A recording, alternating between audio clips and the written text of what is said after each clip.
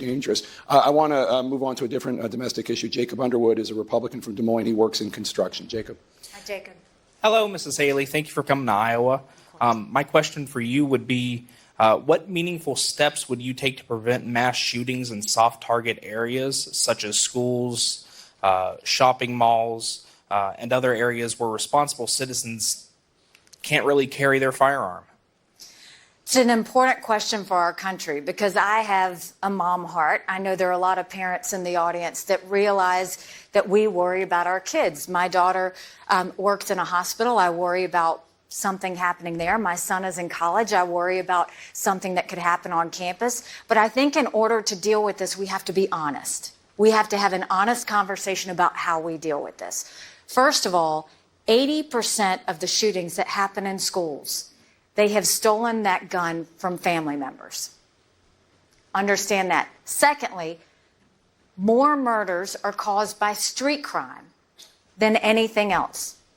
So let's start focusing on what we can deal with. First of all, let's get illegal guns off the street. Let's have the backs of law enforcement. Let's get illegal guns off the street. Secondly, let's make sure when it comes to our schools, secure our schools. There should be one point of entry. There should be a law enforcement officer at every school. We should make sure there's the clear bulletproof tape that we have at courthouses and airports. We should have that on our schools to protect them. And we should have a mental health counselor at every single school, not a guidance counselor, but a mental health counselor. Then we need to make sure that the feds actually vet properly. When I talked about the church shooting that we had, that murderer, when he went to go buy a gun, because the feds didn't do it in the time allotted, they gave him the gun anyway. He should never have gotten it. It would have been flagged that he wasn't supposed to have one. So first, let's have the feds do the job they're supposed to do already. And then let's deal with the cancer in America that no one has dealt with and we have to deal with, and that's mental health. 1 in 4 people have a mental health issue. But if treated, they can live a perfectly normal life. The last 17 of the last 18 mass shootings were all mental health related. Yet, and now past COVID, you've got more teenagers that have issues with mental health than we've ever seen, stress, anxiety, depression.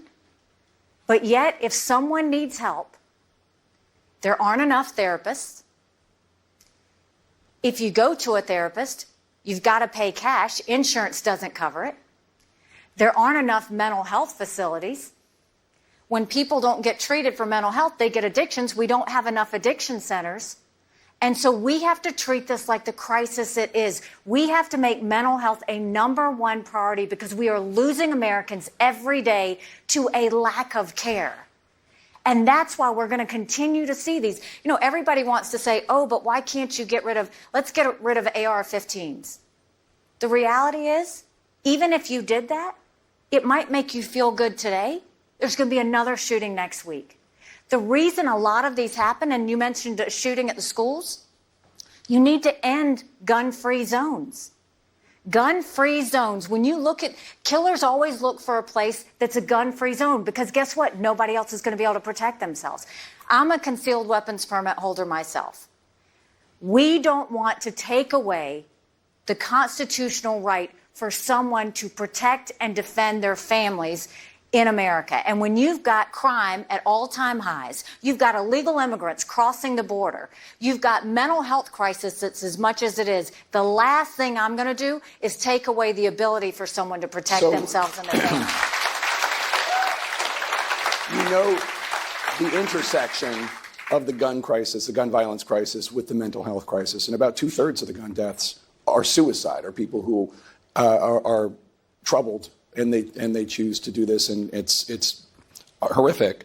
Some states have been experimenting with red flag laws, which enables law enforcement and the courts to temporarily either remove guns or block people from being able to purchase guns, individuals who have been adjudicated in some way from posing a threat to themselves or others. Is that something that you might support? No, I don't trust government to deal with red flag laws. I don't trust that they won't take them away from people who rightfully deserve to have them, because you've got someone else judging whether someone should have a gun or not. It is a constitutional right that people can protect and defend themselves. What I want is the feds to do their job. What I want us is to take illegal guns off the street. What I want us to do is deal with mental health the way it deserves to be dealt with. And what I want is for us to have the backs of law enforcement so that they can do their jobs. That's when we'll start to get safety back on our streets again.